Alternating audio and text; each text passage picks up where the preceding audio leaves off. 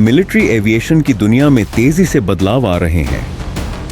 Experts का कहना है कि चीन का छठी पीढ़ी का फाइटर जेट अमेरिका से पहले आ सकता है, जो ग्लोबल मिलिट्री स्ट्रैटेजी को पूरी तरह बदल सकता है।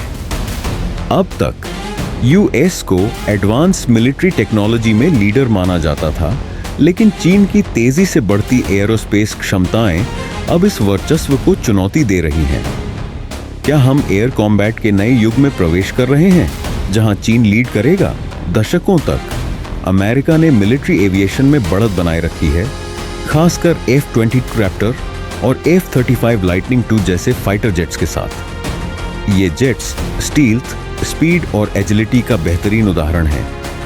लेकिन चीन भी अब तेजी से अपनी एयरफोर्स को मॉडर्न बना रहा है, और कुछ एक्सपर्ट्स का मानना है कि चीन का छठी पीढ़ी का फाइटर जेट उम्मीद से पहले ही तैयार हो सकता है।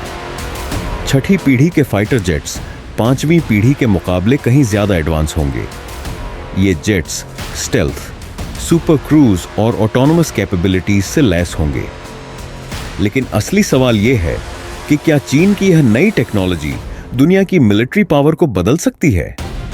पिछले कुछ सालों में चीन ने अपनी मिलिट्री को हाईटेक बनाने में बहुत तेजी से इन्वेस्ट किया है। एक्सपर्ट्स का मानना है कि चीन का छठी पीढ़ी का फाइटर कई नए ग्राउंड ब्रेकिंग फीचर्स के साथ आएगा। AI पावर्ड ऑटोनोमस सिस्टम्स, ये जेट्स आर्टिफिशियल इंटेलिजेंस का इस्तेमाल करेंगे, जिससे ये बिना पायलट की दखलंदाजी के खुद ही लड़ाई के दौरान डिसीजन ले सकेंगे। स्टेल्थ टेक्नोलॉजी, ये जेट शत्रु के रडार से बचने में सक्षम होगा। हाइपरसोनिक स्पीड और सुपर मैन्यूवरबिलिटी, ये तेज रफ्तार से उड़ान भरते हुए दुश्मनों को चकमा देने में माहिर होंगे। अगर ये सभी तकनीकें सही से काम करती हैं, तो चीन दुनिया की सबसे खतरनाक एयरफोर्स बना सकता है। अब तक अमेरिका मिलिट्री एविएशन में टॉप पर रहा है, लेकिन चीन की टेक्नोलॉजी ग्रोथ ने यूएस को कैचअप मोड में डाल दिया है। अमेरिका अपने next generation air dominance NGAD program के तहत FA-XX नामक छठी पीढ़ी के फाइटर पर काम कर रहा है, लेकिन इसका डेवलपमेंट स्लो चल रहा है और एक्सपर्ट्स को शक है कि क्या अमेरिका समय पर चीन की बराबरी कर पाएगा।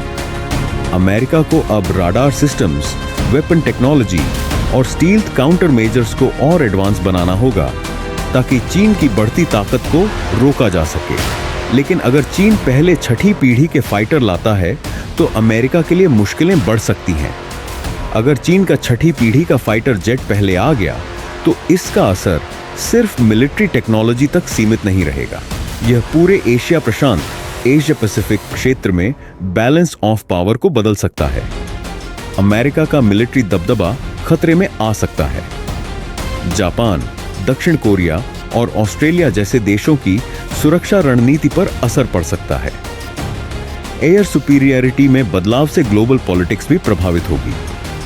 अगर चीन का फाइटर जेट सबसे पहले आ जाता है, तो हो सकता है कि बाकी देश भी हाईटेक फाइटर जेट्स बनाने की रेस में कूद पड़े। आने वाले समय में एयर कॉम्बैट पूरी तरह बदल सकता है। AI powered drones, quantum computing, space based defence systems और ऑटोनोमस फाइटर जेट्स नई युद्ध रणनीति का हिस्सा बन सकते हैं।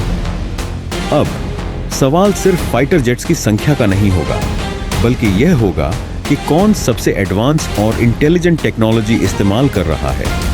ऑटोनोमस फाइटर जेट्स खुद फैसले ले सकते हैं। AI ड्रिवन ड्रोन्स दुश्मनों को घेर सकते हैं।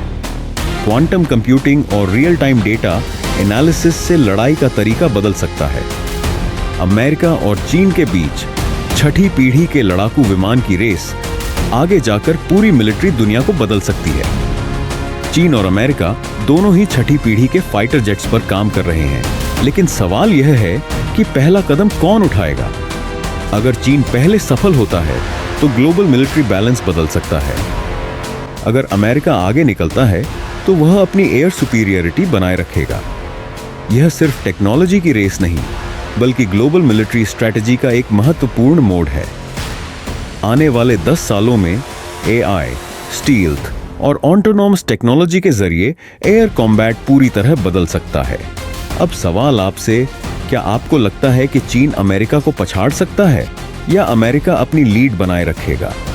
अपने विचार कमेंट्स में शेयर करें और अगर आपको यह जानकारी अच्छी लगी तो इस पोस्ट को लाइक और शेयर करें ताकि ज्यादा लोग इस पर चर्चा कर सकें।